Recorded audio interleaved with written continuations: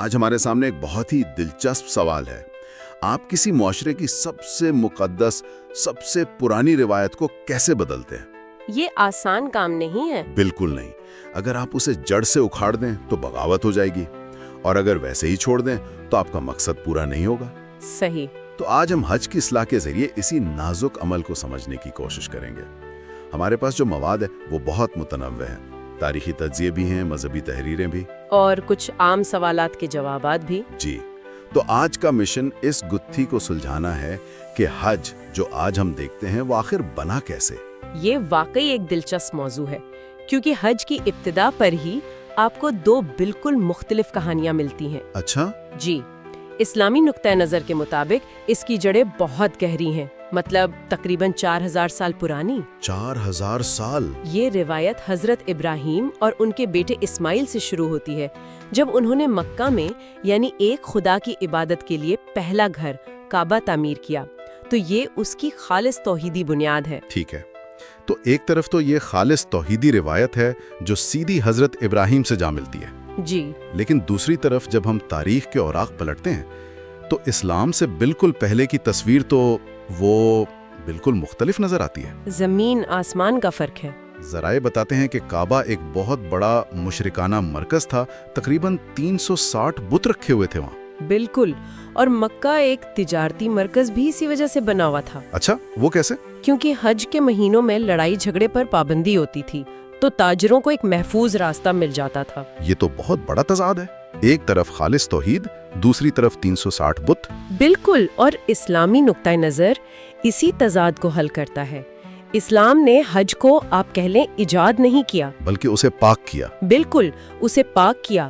نظریہ یہ ہے کہ وقت کے ساتھ ساتھ عرب قبائل نے حضرت ابراہیم کی اصل عبادت کو بگاڑ دیا تھا اور اس میں اپنے بتوں کو شامل کر لیا تھا۔ اچھا، تو پیغمبر اسلام کا کام اسے ختم کرنا نہیں تھا، بلکہ اسے اس کی اصل خالص حالت میں بحال کرنا تھا۔ ایک قسم کی روحانی صفائی تھی۔ یہ بحالی کا تصور بہت اہم ہے، لیکن یہاں ایک سوال پیدا ہوتا ہے جو اکثر لوگ پوچھتے ہیں، اور ہمارے مواد میں بھی اس کا ذکر ہے۔ جی، اگر کعبہ اتنا قدیم ہے اور اس کا تعلق حضرت ابراہیم سے ہے، تو یہودیوں کی تورات یا عیسائیوں کی بائبل میں اس کا ذکر کیوں نہیں ملتا؟ دیکھیں، ہمارے ذرائع اس کی 3 ممکنہ وجوہات بتاتے ہیں۔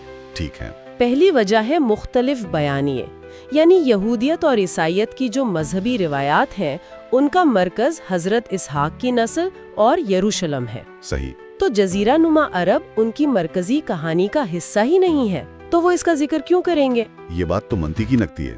دوسرا اسلامی نقطہ نظر ہے جسے تحریف کا نظریہ کہتے ہیں۔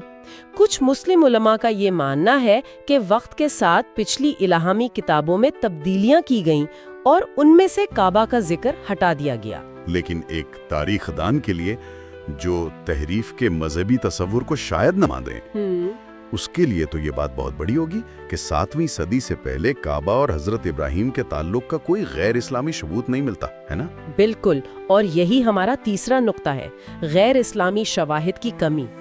اسلامی روایات سے باہر ہمارے پاس 7ویں صدی سے پہلے کا کوئی آثار قدیمہ یا تاریخی ثبوت نہیں ہے جو حضرت ابراہیم کو کعبہ سے براہ راست جوڑتا ہو۔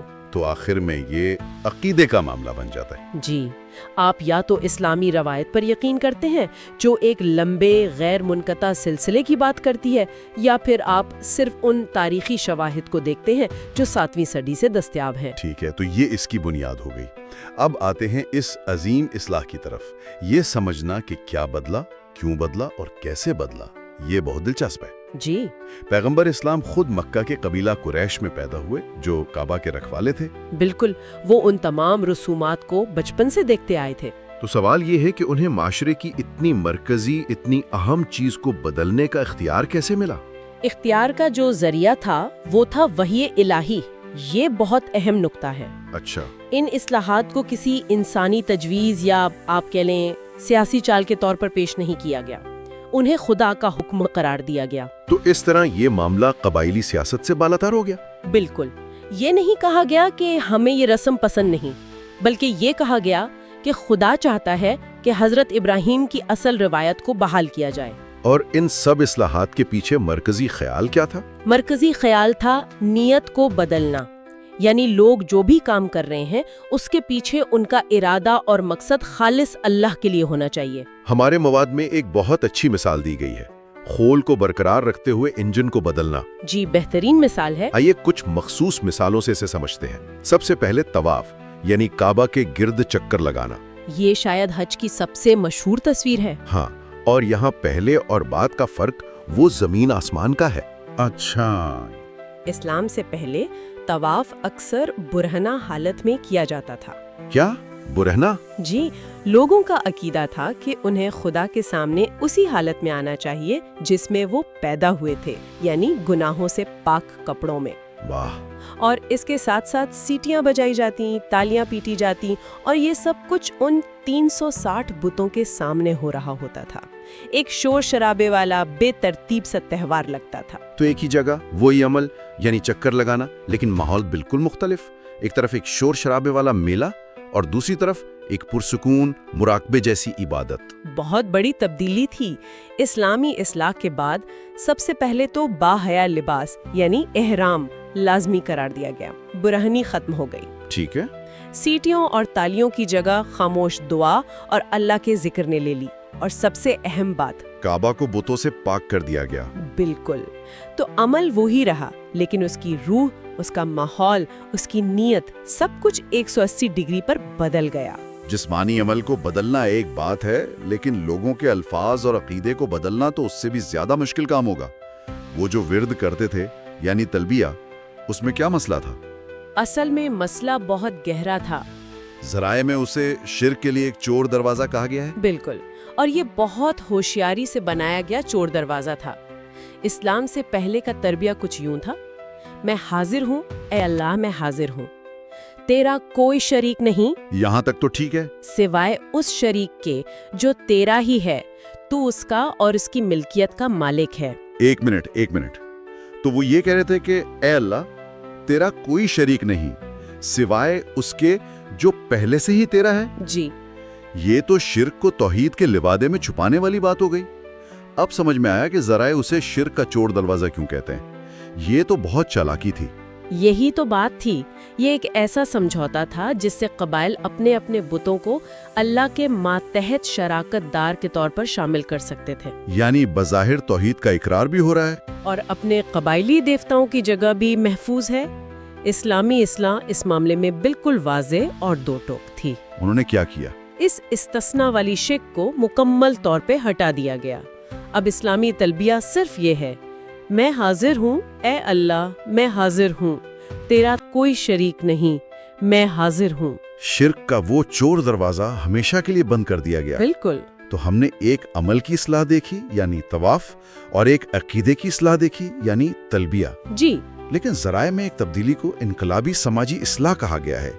عرفات کے میدان میں قیام، صرف ایک میدان میں کھڑے ہونے میں اتنا انقلابی کیا تھا؟ یہ صرف کھڑا ہونا نہیں تھا، یہ اس بات کی علامت تھا کہ کون کس کے ساتھ کھڑا ہے۔ اچھا، پرانے نظام میں ایک واضح طبقاتی تقسیم تھی۔ مکہ کا معزز قبیلہ قریش، جو خود کو ہمس یعنی دین میں سخت اور کعبہ کے متولی ہونے کی وجہ سے خاص سمجھتا تھا، جی، وہ عرفات کے میدان میں عام حاجیوں کے ساتھ کھڑا نہیں ہوتا تھا۔ تو وہ کہاں جاتے تھے؟ وہ اپنی اشرافیہ والی حیثیت برقرار رکھنے کے لیے مکہ کے قریب مزدلفہ نامی ایک الگ اور زیادہ قریب جگہ پر قیام کرتے تھے۔ تو یہ صرف ایک علامتی امتیاز نہیں تھا، یہ ایک جسمانی امتیاز تھا۔ میرا مطلب ہے وہ بکلن عوام سے الگ کھڑے ہوتے تھے۔ بالکل، اس سے تو معاشرے میں طبقاتی فرق مزید گہرا ہوتا ہوگا کہ دیکھو ہم خاص ہیں اور تم عام۔ یہ ہر سال دہرایا جانے والا ایک سماجی ڈرامہ تھا جو امیر اور غریب، طاقتور اور کمزور کے فرق کو واضح کرتا تھا۔ اسلام نے اس امتیاز کو جڑ سے اکھاڑ دیا۔ پیغمبر اسلام نے اعلان کیا، الحج عرفات، یعنی حج کا نام ہی عرفات میں کھڑا ہونا ہے۔ جی، اور اسے سب کے لیے لازمی قرار دے دیا، چاہے وہ قریش کا سردار ہو یا ایک غریب بدو۔ سب ایک ساتھ ایک ہی میدان میں ایک جیسے سادہ سفید لباس میں کھڑے ہوں گے۔ یہ صدیوں پرانی اشرافیہ کی برتری پر ایک کاری ضرب تھی۔ یہ صرف ایک مذہبی رسم نہیں، یہ تو ایک سماجی انقلاب تھا۔ ٹھیک ہے، تو ہم یہ دیکھ رہے ہیں کہ کس طرح ان رسومات کو روحانی اور سماجی طور پر مکمل طور پر تبدیل کیا گیا۔ لیکن آج بھی باہر سے دیکھنے والوں کے لیے کچھ رسومات عجیب یا شاید قدیم لگ سکتی ہیں۔ جی، اور ہمارے مواد میں ان پر بھی بات کی گئی ہے۔ مثال کے طور پر ستونوں پر پتھر مارنا، جسے رمی الجمراہ کہتے ہیں۔ جی، اور یہاں اس کی علامتی حیثیت کو سمجھنا کلیدی ہے۔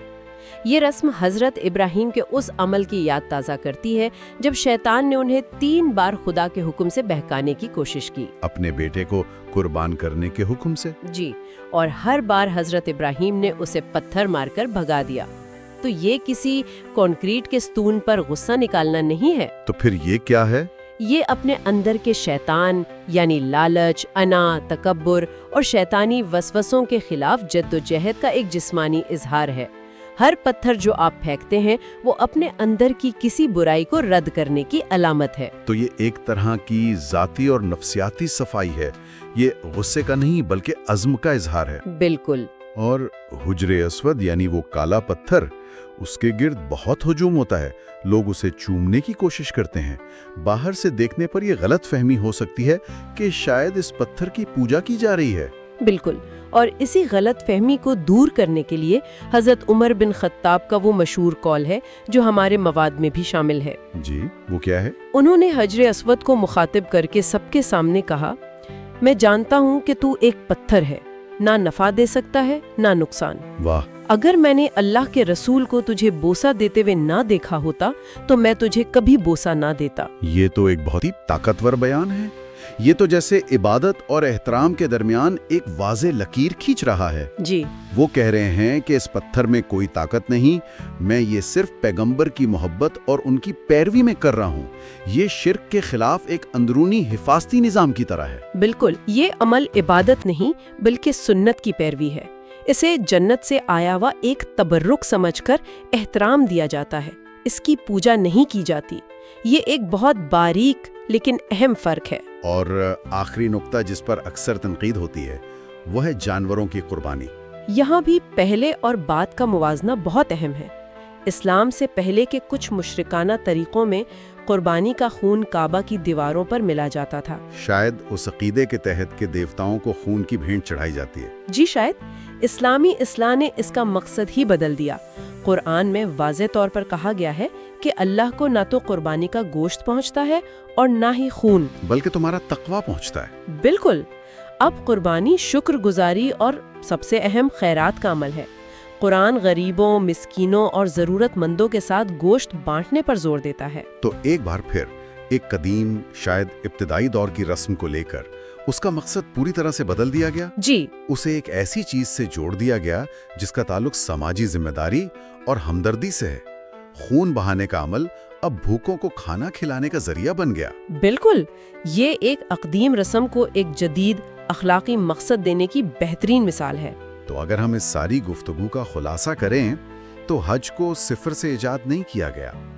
یہ ایک گہری ثقافتی اور قدیم روایت کو دے کر اس کے روحانی اور اخلاقی انجن کو مکمل طور پر تبدیل کرنے کا ایک غیر معمولی عمل تھا۔ اور ساری توجہ خالص توحید، سماجی مساوات اور غریبوں کی فلاح پر مرکوز کر دی گئی۔ جی ہاں، ذرائع سے یہ بالکل واضح ہے کہ تسلسل اور انقلابی تبدیلی کا یہ پیچیدہ امتزاج ہی اسلام کے ابتدائی نقطہ نظر کو سمجھنے کی کلید ہے۔ ایک مانوس ڈھانچہ استعمال کیا گیا، مطلب لوگ طواف، سعی اور قربانی جیسی چیزوں سے واقف تھے، لیکن اس ڈھانچے کے اندر ایک بالکل نیا روحانی اور اخلاقی طور پر طاقتور پیغام بھر دیا گیا۔ آخر میں غور کرنے کے لیے ایک سوچ، اگر حج کی سب سے بڑی سماجی اصلاح عالمی مساوات پر زور دینا تھا، جہاں عرفات میں سب کا ایک ساتھ کھڑا ہونا حیثیت، نسل اور مرتبے کے تمام فرق مٹا دیتا ہے، تو یہ ہمیں یہ سوچنے پر مجبور کرتا ہے کہ ہمارے آج کے جدید دور کے کون سے ادارے، چاہے وہ سیاسی ہوں، معاشی ہوں یا ثقافتی، جنہیں ہم بہت مقدس یا روایتی سمجھتے ہیں، کہیں وہ لاشعوری طور پر مراعات یافتہ طبقے کے پوشیدہ امتیازات کو برقرار رکھنے کے لیے تو استعمال نہیں ہو رہے۔